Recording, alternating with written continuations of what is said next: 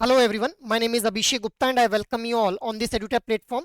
So guys, if you were waiting for an opportunity where you wanted to get yourself enrolled in a particular course with respect to your JIB preparation, then this is the right time for you guys. Why? Because EduTap has come up with never before offers guys, जहाँ पे JIB के सभी courses के ऊपर आप लोगों को flat 80% का डिस्काउंट प्रोवाइड किया जा रहा है। अब अगर आप लोग इस ऑफर को अवेल करना चाहते हैं तो you just need to use the code one time 80 guys. And one thing you need to remember कि ये जो ऑफर है it is valid from today that is 4th of August till 6th August 2025 guys. So hurry up guys if you want to get yourself enrolled in any kind of JIB courses on the EduTap platform guys. Moving ahead, अब हम लोग आते हैं आज के session के agenda के ऊपर गाइस। सो देखिए आज के सेशन में we are going to cover business models in retail banking which is lecture 2 under R Sankalp series guys. अब देखिए गाइस संकल्प सीरीज के बारे में हम लोग जानते हैं ऑलरेडी कि यहाँ पे हम लोग मोस्ट इंपॉर्टेंट 25 टॉपिक्स को डिस्कस कर रहे हैं along with the peripheral concepts guys. So आज की सेशन में हम लोग बात करेंगे बिजनेस मॉडल्स के बारे में। सो देखिए गाइस बिजनेस मॉडल्स का मतलब क्या है। अब अलग अलग ऑर्गेनाइजेशन अलग अलग बैंक्स के द्वारा अपने डे टू डे ऑपरेशंस को रन करने के लिए जो मॉडल ऑप्ट किया जाता है उसी को हम लोग क्या बोल देते हैं, बिजनेस मॉडल बोल देते हैं गाइस। सो यहाँ पे हम लोग सबसे पहले बात कर लेंगे स्ट्रेटेजिक बिजनेस यूनिट मॉडल के बारे में गाइस। सो देखिए स्ट्रेटेजिक बिजनेस यूनिट मॉडल के बारे में सबसे पहले अगर देखें तो स्ट्रेटेजिक बिजनेस यूनिट होती क्या है। So it is a semi autonomous division with in a larger company. तो एक बहुत बड़ी ऑर्गेनाइजेशन को हम लोग प्रोडक्ट्स के बेसिस के ऊपर सेमी ऑटोनॉमस डिवीजंस के अंदर जो है वो डिवाइड कर देते हैं गाइस। सो इसको हम लोग एक एग्जांपल के थ्रू समझ लेते हैं। अब देखिए मान हम लोग जानते हैं कि भाई जो एलजी है ये एक बहुत रिनाउंड ऑर्गेनाइजेशन हम लोगों को देखने के लिए मिलती है। अब एलजी ऑर्गेनाइजेशन के द्वारा रेफ्रिजरेटर भी प्रोड्यूस किया जाता है, एसी भी प्रोड्यूस किए जाते हैं, वॉशिंग मशीन्स भी प्रोड्यूस की जाती हैं और टीवी भी प्रोड्यूस किए जाते हैं गाइस। अब यहाँ पे प्रोडक्ट्स के बेसिस के ऊपर हम लोगों ने जो था वो इस एलजी ऑर्गेनाइजेशन को डिवाइड कर दिया है। और जब भी हम लोग एक ऑर्गेनाइजेशन को प्रोडक्ट के बेसिस के ऊपर डिवाइड करते हैं तो हम लोग यहाँ पे सेमी ऑटोनॉमस डिवीजन को क्रिएट कर रहे होते हैं। अब ये जो सेमी ऑटोनॉमस डिवीजन है इनको सेमी ऑटोनॉमस क्यों बोला जा रहा है, because they are somehow responsible for their day to day operation and their profit as well as their cost incurred guys. अब हम लोग बैंक के एग्जाम्पल के थ्रू इस स्ट्रेटेजिक बिजनेस यूनिट को समझने की कोशिश करते हैं गाइस। तो देखिए जैसे कि एचडीएफसी बैंक के बारे में आप लोगों को पता है। अब एचडीएफसी बैंक के द्वारा मल्टीपल काइंड के प्रोडक्ट्स जो है वो ऑफर किए जाते हैं जैसे लोन्स, डिपॉजिट्स और पैरा बैंकिंग प्रोडक्ट्स गाइस। अब यहाँ पे लोन वाले ये जो हमारे प्रोडक्ट्स रहते हैं इन लोन प्रोडक्ट्स के अंदर हम लोगों को मल्टीपल फर्दर सब प्रोडक्ट्स देखने के लिए मिलते हैं। तो ये जो हमारा लोन वाला एक सेमी ऑटोनॉमस डिवीजन हो गया it will be responsible for its own operations. Similarly जो डिपॉजिट हमारा एक स्ट्रेटेजिक बिजनेस यूनिट है it will be responsible for its own operations. So यहाँ पे हम लोगों को देखने के लिए मिल रहा है कि जो स्ट्रेटेजिक बिजनेस यूनिट मॉडल है यहाँ पे एक क्लियर फोकस रहता है on the business objective guys. अब बिजनेस ऑब्जेक्टिव जो है ये वेरी कर सकता है फ्रॉम ऑर्गेनाइजेशन टू ऑर्गेनाइजेशन। किसी ऑर्गेनाइजेशन का बिजनेस ऑब्जेक्टिव हो सकता है कि भाई मुझे अपने जो एग्जिस्टिंग कस्टमर्स हैं उनको रिटेन करना है। किसी ऑर्गेनाइजेशन के लिए यही ऑब्जेक्टिव हो सकता है कि भाई मुझे अपनी जो प्रॉफिट्स हैं उनको इंक्रीज करना है। So depending upon the business objective of various organization हम लोगों को जो है वो एक क्लियर फोकस यहाँ पे देखने के लिए मिलता है गाइज। अब अगर हम लोग ऑटोनॉमी की बात करें so once an SBU status is granted, तो मतलब एक स्ट्रेटेजिक बिजनेस यूनिट का स्टेटस जब ग्रांट कर दिया जाता है किसी एक पर्टिकुलर सेमी ऑटोनॉमस डिवीजन को, तो ये जो स्ट्रेटेजिक बिजनेस यूनिट है ये खुद ही अपने डिसीजन लेंगे इन्वेस्टमेंट के रिगार्डिंग और बजट के रिगार्डिंग। अब ये जो हमारा स्ट्रेटेजिक बिजनेस यूनिट मॉडल है ये हम लोगों को इफेक्टिव किस वे में देखने के लिए मिलता है, बिकॉज इसके थ्रू हम लोग जो है वो रेवेन्यू को इंडिपेंडेंटली ट्रैक कर पाते हैं, cost as well as profit can be tracked independently. मतलब एक ऑर्गेनाइजेशन के द्वारा कितना रेवेन्यू अर्न किया गया ऑर्गेनाइजेशन में भी, पर्टिकुलरली जो हमारी स्ट्रेटेजिक बिजनेस यूनिट है उसके द्वारा कितना रेवेन्यू अर्न किया गया, कितनी कॉस्ट इनकर की गई और कितना जो था वो प्रॉफिट इस पर्टिकुलर स्ट्रेटेजिक बिजनेस यूनिट के द्वारा जो था वो अर्न किया गया। So this can be independently tracked guys. अब अगर हम लोग बैंक्स की बात करें सो प्राइवेट सेक्टर बैंक्स के अंदर हम लोगों को ये स्ट्रेटेजिक बिजनेस यूनिट मॉडल जो है वो फॉलो होता हुआ देखने को मिलता है। मूविंग अहेड नेक्स्ट हम लोग बात कर लेते हैं डिपार्टमेंटल अप्रोच मॉडल के बारे में। सो गाइस देखिए डिपार्टमेंटल अप्रोच ये जो मॉडल है यहाँ पे ऑर्गेनाइजेशन को डिवाइड तो किया जाएगा but on the basis of functions which are being performed by the various teams guys. तो अलग अलग टीम्स के द्वारा जो फंक्शंस परफॉर्म किए जा रहे हैं उन फंक्शंस के बेसिस के ऊपर ऑर्गेनाइजेशन को डिवाइड किया जाएगा। अब लास्ट एग्जांपल को ही हम लोग जो कैरी ऑन करेंगे यहाँ पे। अब एलजी एक ऑर्गेनाइजेशन है, इसके द्वारा अलग अलग प्रोडक्ट्स बनाए जा रहे थे, ऑलरेडी लास्ट अप्रोच में हम लोगों ने समझा। अब देखिए प्रोडक्ट भले ही अलग अलग हैं बट रेफ्रिजरेटर वाला ये जो प्रोडक्ट है, इस रेफ्रिजरेटर वाली स्ट्रेटेजिक बिजनेस यूनिट या फिर मैं कहूंगा रेफ्रिजरेटर प्रोडक्ट को बनाने के लिए एक प्रोडक्शन डिपार्टमेंट की जरूरत पड़ेगी, इसकी मार्केटिंग करने के लिए मार्केटिंग डिपार्टमेंट की जरूरत पड़ेगी, इसी तरह से कितना जो कॉस्ट है वो इनकर हुई इसकी प्रोडक्शन के ऊपर और कितना रेवेन्यू अर्न हुआ इसके लिए हम लोगों को जो है वो अकाउंटिंग डिपार्टमेंट की जरूरत पड़ेगी। तो अब हम लोगों ने ऑर्गेनाइजेशन को डिवाइड तो किया but on the basis of functions that a particular team is performing, मतलब प्रोडक्शन की जो टीम है वो प्रोडक्शन डिपार्टमेंट को देखेगी, मार्केटिंग टीम जो है वो मार्केटिंग डिपार्टमेंट को देखेगी और जो अकाउंटिंग डिपार्टमेंट की टीम है वो अकाउंटिंग डिपार्टमेंट के लिए जो है वो रिस्पॉन्सिबल रहेगी गाइज। अब हम लोग बैंक के एग्जांपल को यहाँ पे इनकलकेट कर लेते हैं। अब देखिए ऑलरेडी हम लोगों ने समझा था कि एचडीएफसी जैसे एक बैंक है, इसके द्वारा अलग अलग तरह के प्रोडक्ट्स जो है ऑफर किए जा रहे हैं। बट अब देखिए अगर लोन हमारा डिपार्टमेंट है तो ठीक है, लोन डिपार्टमेंट के अंदर एक लोन के लिए एक सेपरेट टीम रहेगी, डिपॉजिट जो हमारा डिपार्टमेंट्स है इसके लिए एक पर्टिकुलर टीम रहेगी। अब लोन डिपार्टमेंट की जो टीम रहेगी इसका काम क्या होगा कि पोटेंशियल कस्टमर्स को सोर्स करना फॉर द लोन, लोन्स को प्रोसेस करवाना और फाइनली लोन्स की डिसबर्समेंट करवाना। सो इस तरह से अलग अलग डिपार्टमेंट्स के अलग अलग फंक्शंस हम लोगों को यहाँ पे देखने के लिए मिल रहे हैं। फॉर एग्जाम्पल अगर एचआर डिपार्टमेंट की मैं बात करूँ, सो एचआर डिपार्टमेंट की जो टीम है उसके द्वारा ह्यूमन रिसोर्सेज को रिक्रूट करने का काम किया जाएगा for achieving the goals of the organization guys. अब ये जो हमारी डिपार्टमेंटल अप्रोच है ये हम लोगों को एक कन्वेंशनल अप्रोच देखने के लिए मिलती है। और अगर बैंकिंग सेक्टर की बात की जाए so mostly public sector banks के द्वारा डिपार्टमेंटल अप्रोच को जो है वो ऑप्ट किया जाता है गाइज। अब इस अप्रोच के अंदर हम लोगों को स्पेशलाइजेशन के ऊपर जो है फोकस होता हुआ देखने को मिलता है, बिकॉज एचआर डिपार्टमेंट के जो इंडिविजुअल्स रहेंगे those will be specialized in human resource and its management guys. इसी तरह से लोन डिपार्टमेंट के जो इंडिविजुअल्स रहेंगे they will be having a specialization with respect to sourcing of loan and processing and disbursement of loan guys. So ये हम लोगों ने डिपार्टमेंटल अप्रोच के बारे में बात कर ली।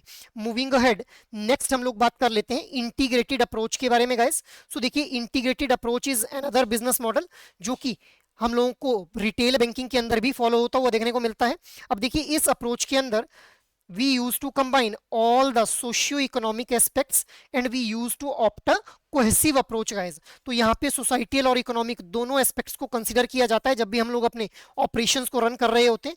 जनरली हम लोगों को देखने को मिलता है कि जो स्मॉल बिजनेसेस हैं इन स्मॉल बिजनेसेस के द्वारा इस इंटीग्रेटेड अप्रोच को जो है वो ऑप्ट किया जाता है गाइज। अब इस इंटीग्रेटेड अप्रोच का ओवर आर्चिंग एम हम लोगों को क्या देखने के लिए मिलता है कि हम लोगों को प्रॉफिटेबिलिटी तो इंक्रीज करनी है but through sales rather than having separate business lines guys.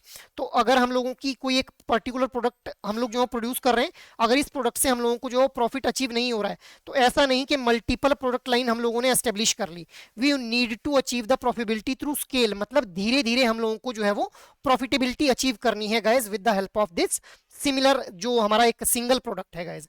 ऐसा नहीं है कि मल्टीपल प्रोडक्ट लाइंस हम लोगों ने जो है एस्टेब्लिश कर देनी है। So this is integrated approach. अब अगर मैं बैंक्स की बात करूं गाइज तो बैंक्स के अंदर जो स्मॉल फाइनेंस बैंक हम लोगों को देखने के लिए मिलते हैं इन स्मॉल फाइनेंस बैंक्स के द्वारा इस इंटीग्रेटेड अप्रोच को ऑप्ट किया जाता है। सो ये हम लोगों ने इंटीग्रेटेड अप्रोच बिजनेस मॉडल के बारे में बात कर ली। Now let us discuss some questions guys based on the concept जो कि अभी हम लोगों ने समझे। So your first case study based question is HDFC Bank has established a strategic business unit focused on para banking activities such as insurance and mutual funds to enhance its revenue streams. This strategic business unit operates semi autonomously, allowing it to make its own investment and budgeting decisions. The bank aims to track the effectiveness of this strategic business unit independently, monitoring the revenues, cost and profit separately from its core banking operations like loans and deposits guys. So ये आप लोगों के सामने HDFC bank का एक case जो है वो यहाँ पे शो किया गया है। अब based on this case study you need to answer the following questions guys. So what is the primary advantage of granting SBU status to para banking division of HDFC Bank? Your options are centralized control over all banking operations, autonomy to make independent decisions on investment and budget, reduction in the number of employees, ठीक है, elimination of need for tracking profits. So what should be the right answer here? The right answer will be option number B guys, that is autonomy to make independent decisions on investment and budget guys. सो जो strategic business unit का status grant किया गया है para banking division को, इसका primary advantage क्या है HDFC bank को कि भाई ये जो पैरा बैंकिंग डिवीजन है ये खुद ही डिसीजन ले पाएगा with respect to the investment and budget of the para banking products guys. That is why option B will be the right one here. Moving ahead, next question is how does the strategic business unit structure benefits HDFC Bank in term of financial management? Your options are it combines all revenues and cost into a single account, it allows independent tracking of revenues, cost and profit, it eliminates the need for a separate budget, it focuses only on the loans and deposits guys. So what should be the right answer here? The right answer will be option number B, that is it allows independent tracking of revenues cost and profit guys. So ये जो हमारा SBU structure है ये किस तरह से एक HDFC bank को फाइनेंशियल मैनेजमेंट में हेल्प कर रहा है, बिकॉज जो स्ट्रेटेजिक बिजनेस यूनिट है it will be responsible for the independent revenue cost and profit of its strategic business unit. That is जो सेमी ऑटोनॉमस डिवीजन है वो अपने रेवेन्यू कॉस्ट और प्रॉफिट को जो है वो इंडिपेंडेंटली ट्रैक कर पाएगा और एचडीएफसी बैंक भी उसको जो है वो इंडिपेंडेंटली ट्रैक कर पाएगा कि इस स्ट्रेटेजिक बिजनेस यूनिट के द्वारा कितना रेवेन्यू अर्न किया गया, कितनी कॉस्ट हम लोगों को इसके अंदर इनकर होती हुई देखने को मिली और क्या कुछ प्रॉफिट्स देखने के लिए मिलेगा इस। मूविंग अहेड, नेक्स्ट केस आप लोगों के सामने, ICICI bank has implemented a departmental approach in its retail banking operations, organizing its structures based on functions such as loans, deposits, para banking, HR, risk management, marketing, compliance and accounting. This division allows each department to specialize, improving overall efficiency. The bank has noted that this conventional approach is widely practiced in public sector banks, with each team dedicated to its specific role to support the bank overall performance guys. So ये आप लोगों के सामने ICICI bank का एक case रखा गया है। Now based on this case study try to answer out these questions guys. Which of the following is not listed as a department in the ICICI bank's retail banking operations based on the case study? So your options are deposits, accounting, production and HR. So कौन से department को जो है वो list नहीं किया गया है यहाँ पे इस केस स्टडी के अंदर? Try to answer out this question guys. So the right answer will be option number C, that is production department को जो है वो यहाँ पे लिस्ट नहीं किया गया है guys. Moving ahead, next question is based on the similar case study. So how does the specialization benefit ICICI Bank under the departmental approach? It decreases the need for training, it boosts efficiency within each department, it removes the role of risk management, it limits the customer interaction guys. So क्या जो है वो benefit ICICI bank को देखने के लिए मिल रहा है अगर वो डिपार्टमेंटल अप्रोच को ऑप्ट कर रहे हैं? So what should be the right answer here? The right answer will be option number B, that is it boost the efficiency within each department guys. So option B हमारा बिल्कुल सही answer हो जाएगा यहाँ पे। Moving ahead, next case is a small regional bank, that is Unity Bank has adopted an integrated approach to its operations. This approach combines all socio-economic aspects and uses a cohesive strategy to enhance the profitability. Unlike larger banks with separate business lines, Unity Bank जो है वो focus करता है on increasing profitability through scale. This method is commonly used by small financial institutions like the Unity Bank. So this is a case of Unity Bank जो कि एक small regional bank है। अब इसके बेसिस पे question आप लोगों से पूछा गया है, which of the following statements about Unity Bank's integrated approach are true guys? So your options are your statements are it combines all socio-economic aspects and adopts a cohesive approach. It is typically used by large corporations with multiple business lines. Its main aim is to increase profitability through scale. It is an example of strategy commonly used by small finance banks. So your options are 1 A and C only, A, C and D only, B and D only, या फिर A and B only, guys. So what should be the right answer for this particular question? The right answer will be option number B, that is A, C and D, guys. Option B यहाँ पे जो है वो गलत हो जाएगा, because यहाँ पे बोला जा रहा है it is typically used by large corporation with multiple business lines, guys. नहीं भाई, ये जो है वो स्मॉल ऑर्गेनाइजेशंस के द्वारा जो है वो इस इंटीग्रेटेड अप्रोच को ऑप्ट किया जाता है, guys. That is why option B will be the right one here. So ये हम लोगों ने आज की डिस्कशन को जो है वो फिनिश कर लिया, गाइज। अब I just want to let you know, guys, कि अगर आप लोगों को कोई भी गाइडेंस चाहिए भाई with respect to your JAIIB preparation, तो आप लोग एडुटैप के कोर्सेज को रेफर कर सकते हैं। अब आप लोगों को इसके लिए एडुटैप की वेबसाइट के ऊपर विजिट करना है, जहां पे आप लोगों को कोर्सेज नाम का टैब दिख जाएगा। इस कोर्सेज टैब के ऊपर आप लोगों को जेआईबी कोर्सेज नाम का एक टैब देखने के लिए मिलेगा। After clicking on the JIB courses, जैसे ही आप लोग जेआईबी कोर्सेज के ऊपर यहाँ पे क्लिक करेंगे, सो आप लोग जब स्क्रॉल डाउन करेंगे इस पेज को, so you will be landing in a page जहां पे आप लोगों को सबसे पहले जेआईबी के लिए जो एडुटैप का मास्टर कोर्स है वो विजिबल हो जाएगा, गाइस। ठीक है। सो इस एडुटैप का ये जो कंप्लीट मास्टर कोर्स है, इसके अंदर आप लोगों को पीपीबी, आरबीडब्ल्यूएम, आईएनडआईएफएस एंड एएफएम चारों कंपोनेंट्स के लाइव क्लासेस, कंसेप्ट नोट्स और मॉक टेस्ट प्रोवाइड किए जाएंगे, गाइस। सो आप लोग जो है वो इस मास्टर कोर्स को रेफर कर सकते हैं अगर आप लोग कॉम्प्रीहेंसिवली अपनी एग्जामिनेशन के लिए प्रिपरेशन करना चाहते हैं।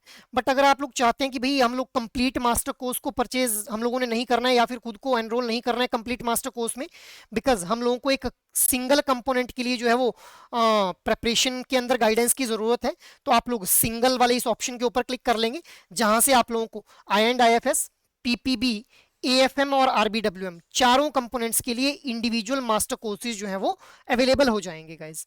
सो ये हम लोगों ने मास्टर कोर्सेज के बारे में देखा। बट अगर आप लोग चाहते हैं कि आप लोगों को बहुत ही कम टाइम के अंदर जो है वो अपनी प्रिपरेशन को करना है, और आप लोग जो है वो ज़्यादा टाइम डेडिकेट नहीं कर पाएंगे अपनी इस प्रिपरेशन के लिए, तो आप लोगों के लिए जेआईबी के ये जो नवंबर 2025 साइकिल है, इसको क्वालिफाई करने में आप लोगों को ये जो लाइव क्रैश कोर्स है ये हेल्प कर पाएगा, जहां पे आप लोगों को live classes, concept notes, solved PYQs, full length test और चैप्टर वाइज मॉक टेस्ट जो है वो प्रोवाइड किए जाएंगे, guys. So guys you can have a look on this particular courses अगर आप लोगों को कोई भी गाइडेंस चाहिए with respect to your JAIIB preparation, guys.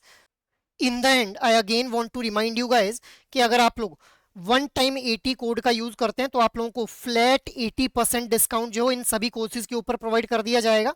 So that is all from my side for this particular session, guys. So I hope ये session आप लोगों को अच्छा लगा हो। अगर एक्चुअल में ये सेशन आप लोगों को पसंद आ रहा है तो इन सेशंस को आप लोग लाइक, शेयर और सब्सक्राइब कर लें। और अगर आप लोगों की कोई भी क्वेरी है तो आप लोग मेल कर सकते हैं hello@edutap.co.in के ऊपर। जय हिंद।